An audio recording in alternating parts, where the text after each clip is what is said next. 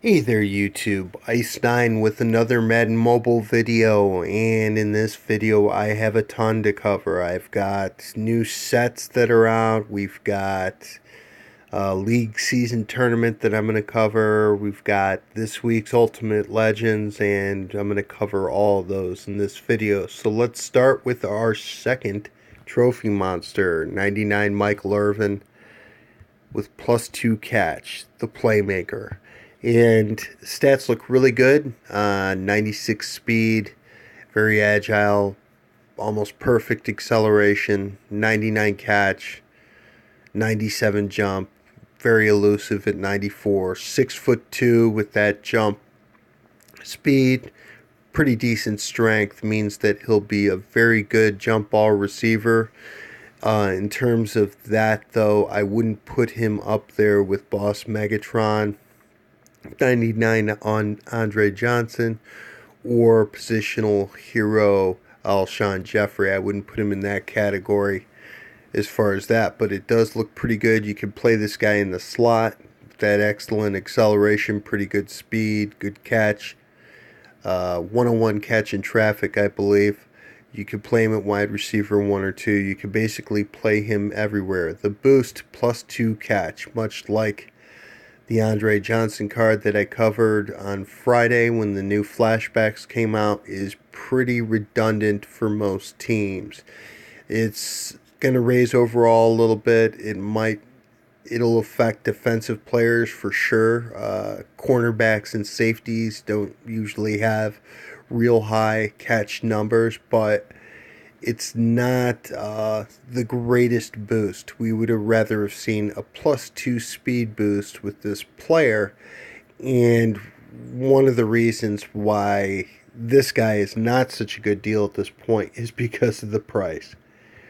200 elite trophies. So now, you could say that Dion, and I'll go through Ultimate Legends in a second, is no longer the best cornerback in this game, but he has been the best corner for quite some time. I don't think there's any way that you could say that Dion's not a great deal, or that set has not been a great deal at 100 elite trophies. He had a good boost, and he was the best cover cornerback in this game for a long time. Now we have double the requirements to get a player with a worse boost at a time of the year where is a lot of competition for this guy. So set doesn't look too good. Let's look at our choices in the wide receivers. There's one of them.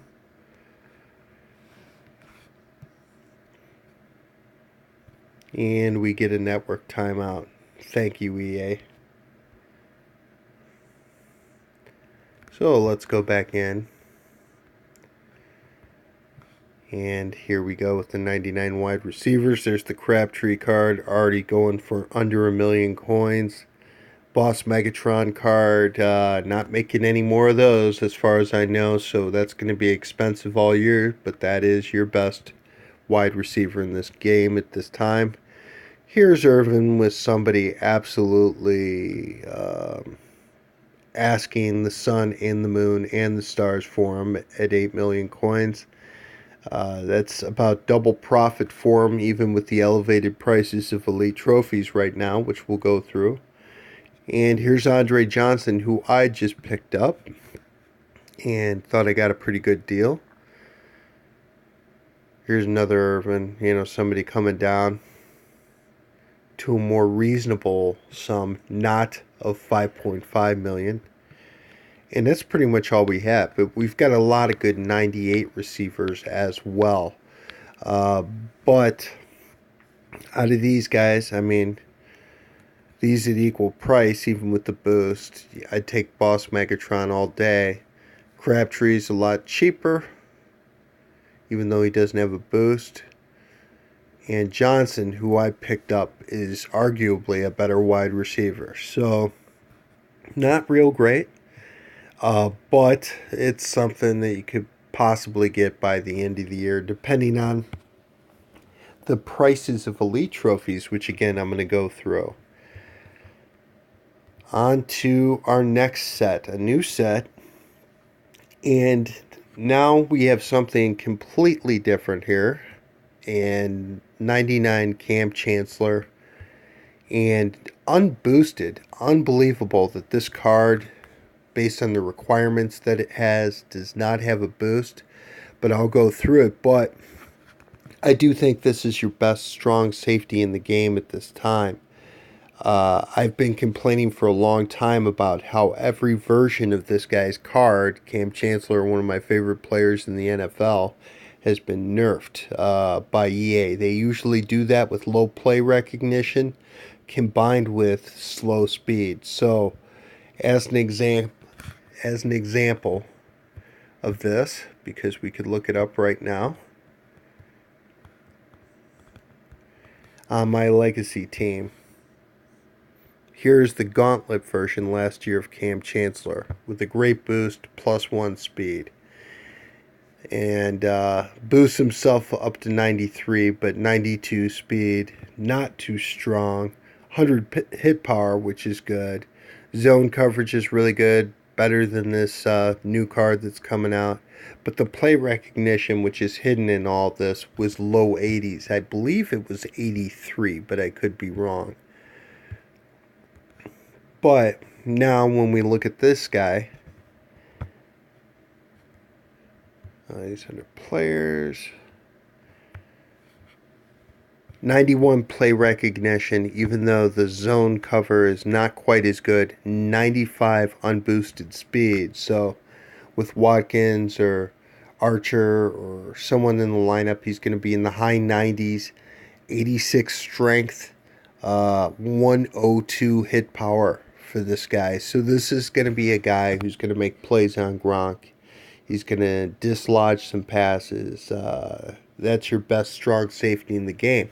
Now we see the requirements. Silver medal collectibles, 32 of them. Okay, how do we get them? Well, this is how we get them. Each one of the 32 silver trophy collectibles, to unlock it, you need 25 silver trophies, 25 bronze trophies, 75 silver players at that team, in this case the 49ers obviously, and 75 bronze players of this team. For this they give you silver medal collectible needed for the set and 7,500 coins. 7,500 coins doesn't cover anything in this set. This set is going to cost millions of coins. I think it was calculated in the 3 to 4 million coin range is how expensive this set is going to be. If you take all the sum of the materials, all the silver trophies, the bronze trophies, everything in there, it would take about 3 to 4 million coins to get this guy. So this is a savings plan. The good thing about this is for all the junk that you get in scrimmage events or as a result of some of the live events, when you spend 5 stamina playing the trophy master or the trophy set, for example, where you get a random trophy, which random means 8 out of 10 are going to be bronzes or something like that. You have something to do with those trophies now instead of selling them or putting them into quick sells and large quick sells, etc. You have something to do with those bronze players besides selling them on the auction house or putting them into trophy packs or etc. You have something else to do to get it. But for an unboosted 99, and I understand this guy might, because that might be the most important position in the game at this point. Shutting down Gronk at less than all Madden settings is almost impossible, and this just might be the guy who can do it. With that strength and speed and hit power, coverage and play recognition, this guy is the total package. Tall, so this guy is probably your best defender against Gronk at this point. But what it takes to do these sets, my goodness, it's unbelievable. But This is also EA trying to put life back into the game, back into the economy of the game. And really, the way to do this is over a long period of time, but EA wants you to rip Pro Packs. All the contents of Pro Packs could go into these sets, down to, besides the gold player or, sometimes elites or the collectibles that you get as a result of that. But this is the way it seems to me is this is something that you could do with junk. But silver players, you can sell them and get coins off of them. You can sell silver trophies and get coins out of them, usually around 1,000 coins. The bronzes usually bring around 300 coins. So this is just an expensive set to do, but it's something if you pace yourself, take some of your trophies and sell them to make sure that you have enough coins to get some of the other players that you want to get, and etc. You could do this over a long period of time, which does sound like a good thing. Now, the carrot that's being dangled out as a result of this too is there is later on in the year supposed to be a gold medal master, and that player might be really good, might even have a speed boost. uh, but I'm scared to see what the requirements for the gold medal master is going to be at this point upon seeing the requirements here. So that's that, and let's go on to our next set. And where is it?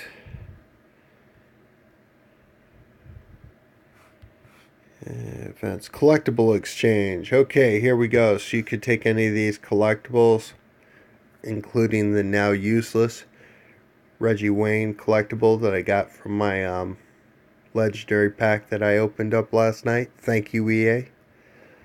So you could throw that in there. There are some honest to God useless collectibles. It looks like these domination might be pretty useless collectibles. With the introduction of this set, it does really decrease our chances of getting anything towards Gauntlet as a result of using the domination collectibles.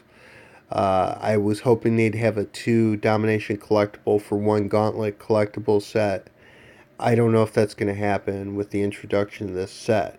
Now, I did this set 3 times, and I got one of these off-season training collectibles. I got a Green Bay road sign, and then I forgot what the other collectible was. It wasn't very important. Like a lot of sets that have been in EA's live events all year, this is another one that's just a really, really bad deal.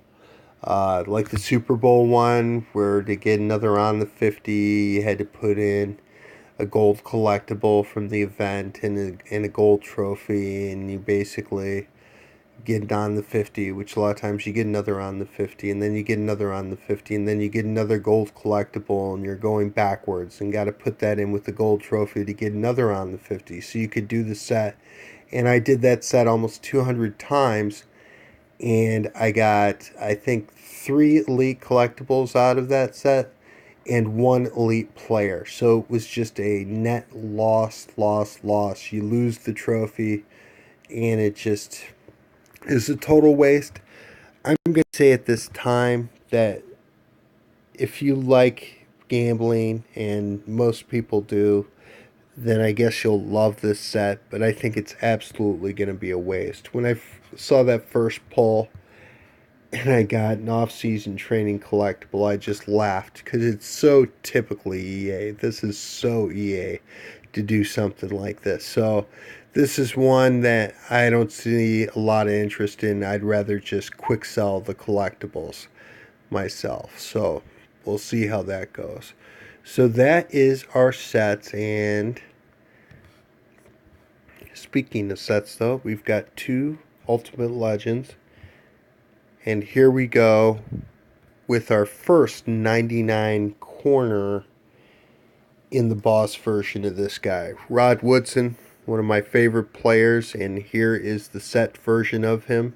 The set requirements are probably going to be the same type of problems that we've seen with the Ultimate Legends before, and that is the year in the team collectibles. I assume to be very expensive. We'll look at that when we look at the auction house and the market in just a second. But if we look at the stats, this guy, this is stronger than Dion, can tackle better. Everybody can. Man coverage is very good at 97, but not as good as some other of the 98 corners that have come out. Zone coverage is kind of meh at 93. So he's a better man cover, a better corner one or two. Play recognition is very average for a 98 cornerback of 92, but he is very fast. He's pretty strong, good agility and acceleration. So a pretty well-rounded card here. And the guy's 6 foot tall, so he is a bigger corner, which is something that I talk about a lot. But that's a pretty good card, and we'll look at 98 corners in the auction house right now. We'll see some of the choices that's available. And we'll get the boss version of this guy too as a result of that search. So let's go 98 minimum overall, and then cornerbacks. And wide receiver still in there. Let's take that out. And here we go. So we got Dion. They're not making any more of him, obviously. And right now, because the prices of elite trophies, his price is also being affected and probably a little elevated, even though these auctions are sitting. We've got the Campus Hero Matthew card. Better zone coverage, pretty good play recognition. Pretty fast, not too strong. Agile, though. This guy is probably best in, I'd say, the nickel or something like that. Here's the boss version of Woodson with a blistering 99 speed, pretty strong, agile, excellent acceleration, pretty good tackle number. You could see the red as opposed to Dion, although the man coverage is extremely good at 99. 97 zone, and play recognition is an extremely high 95. I shouldn't say extremely high. It's high. It's not. It could have been better on this card. He's already down to 3.5 million, which is not too bad at all, and just doesn't seem to be a very desirable card for people. Chris Harris here.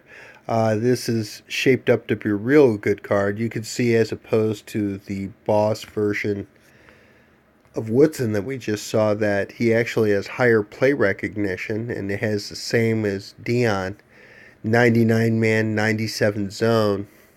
So this guy, you could argue, even though he's shorter at 5'10", which I mentioned in one of my videos, his speed's pretty good, his strength is boostable. You could work with this guy as your cornerback. I'd say he's probably a corner too, but pretty good value. And I got picked yesterday by Ativ, who had this guy on his team. So, you know, pretty good first impression there.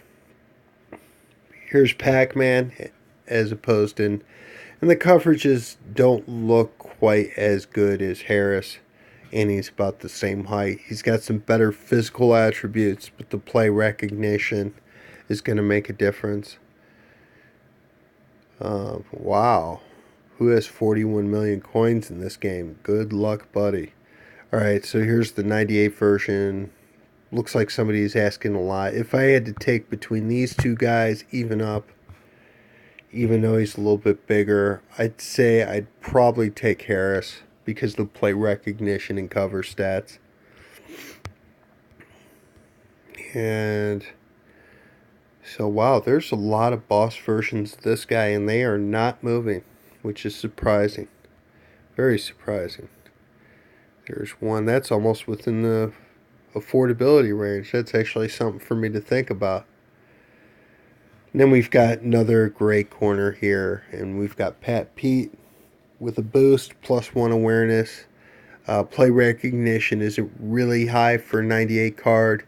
Man coverage and speed, everything looks pretty good in the card. but only kind of an okay choice. And so that's pretty much it. But now we've got a pretty good selection of 98 and over corners. And it looks like the boss version this week is almost affordable for me. That's something to think about. All right, our next Ultimate Legend. And Antonio Gates. So here we go. We get another tight end. And all I'll ever complete of this set is this by playing the live event yesterday. Another card for tight end for anybody who has Gronk domination version. This is a useless card. Slower, weaker, catch numbers not bad at 96, but still not up there with Gronk. You won't catch in traffic like Gronk. So version of this card is useless. It's almost not worth covering tight ends just because of how Gronk is such a lock at that position. But I'm going to do it anyways. And let's see, I guess we better bring it down to 96. And over tight end, so we got Signature Gonzalez, the new Julius Thomas flashback, Jared Cook, who's only good for the set. You've got the Vernon Davis card that's completely useless that I covered before. We have... There's the Gates card. Wow, look at this. Day 2 of an Ultimate Legend and already going for a 500,000 coins. That is unbelievable. And kind of sad because what this means, so if you go out and you get and buy a Legend bundle or you get a Legend pack and you're like, oh boy, I hope I get an Ultimate Legend, and you get this guy. You get his rookie card or you get one of his collectibles. They are not worth it already. From the beginning, it's not worth it. Here's the boss version. Let's take a look at this. And I wish we could compare them to Gronk directly, but a little bit slower, I believe, weaker. Catch number is a little lower. Looks like he's a better blocker than Gronk. But other than that, this card already dropping well below 3 million coins, 2.5 million coins. Not very desirable. Here you go. There's an boss Ultimate Legend player going for 1.5 million coins, and he is sitting there, not selling at that price. Even the boss version. So, TEA, I hope you guys don't come out with another tight end for the rest of the year. You might as well just pack it up. I just don't see anybody displacing Gronk at that position. I don't see how it could be done with that great boost and how great that guy plays in the catch and traffic. I just don't see it happening. And for all you guys who haven't gotten Gronk, I do feel sorry for you. Because it really is. You're at a disadvantage not having that guy. He's the best deep threat in the game by far. All right, so that's that. And we're going to go on now to League Season Tournament in our current game, which is finishing up in 2 hours. And this is FNL. And what we have found, I've learned a lot now in terms of how teams are achieving high points to points against ratios. And in this guy's case, what they were doing, FNL at the beginning of our match yesterday was ranked 54th. They were ranked number 54 in the top 100 on the leaderboard. And when the match started, I wasn't on. I was working at that time. But some people in our league did mention that they saw overalls change at the beginning of the match. So what these guys are doing is basically lowering their overalls when they search for their next league season tourney, and then when they get the match starts out, they change their teams back and play with different team than what they searched for the match. Now, this has been done by various people for months, especially in head to head, where somebody will, as an example, lower their offensive overall, and another team picks a head to head with them and runs straight into that defense. You know, you've got a 50s offense of all bronzes, and then you've got, you know, your best defense out there. So, you know, the unbalanced team like that, you know, the team plays uh, that team, but are playing a much better defense usually than what they are, and they usually don't score anything, and it's easy fans for the guy doing it in head to head. I think if not cheating, which I do think it's cheating, it's lame. It's just lame to do that. And these guys were doing it for league to league. So, uh, right away at the start of the match, too, one of their guys started saying, "May the best league win us." And it was just on at this point. I was talking in the league chat. Everybody was talking in the league chat. Things have gotten friendlier and more cordial as time has gone on. You get to talking with these guys, and they're grinding for the tier sevens just like your league had to, and all those types of things. But this is absolutely a lame practice to use to try to get easier matchups. And I think what has happened, at least with the last three matches, is EA has gotten wind of this and has changed the way that they're matchmaking or matching up teams or leagues to play each other in tourneys. I think they saw that, you know, overalls were being manipulated and there were some points for and against ratios that were really out of whack. These guys, it was 4,000 points to 1,000 points in 9 games, and they were 9-0, number 54 on the board. And we come in here at rank 1,028, and it absolute should look like an upset, but it's not because they've been lowering their overalls and manipulating their matchups this whole time, and that's the only reason they got into the top 100. And nothing against these guys. There's some good players on here. Fleegs is a P34, P18's P31. So these are guys who have played this game, but, you know, just really, we didn't even have our best effort, and we really just kind of destroyed him. So it's definitely proof that, you know, the results have been manipulated a lot in this league season tournament. Once again, with 2 losses, we're 7-2, about to be 8-2, but I don't think we'll have any shot at all making the top 64 at this point. I know there's really good leagues out there and really good cheating leagues out there that could handle pretty much any match that they get and get into that top 64. I think that's just, there's a lot of good competition out there too, but this is definitely an example of flaws in EA's system for matchmaking, but EA is trying to address it. And I think what EA did, our last 3 matches, 2 of them were extremely easy. Actually, this one is a pretty easy match too.